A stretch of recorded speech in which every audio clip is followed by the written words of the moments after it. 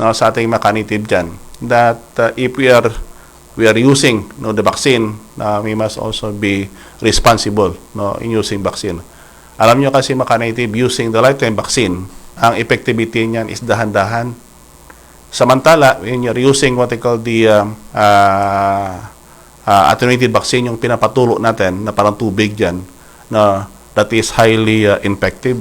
Ang ibig sabihin na highly infective, na kahit droplet lang yan, na may dala ng hangin, baka pati yung manok sa kabilang bahay nyo, kabilang bakuran, baka maapektuhan mga native. And that is why that kung magbakuna kayo ng pinapatulo, no, pwede bang inform nyo yung makatabi nyo para at least no, pwede nyo nang isabay no, pabakuna sa kanilang mga manok, mga native.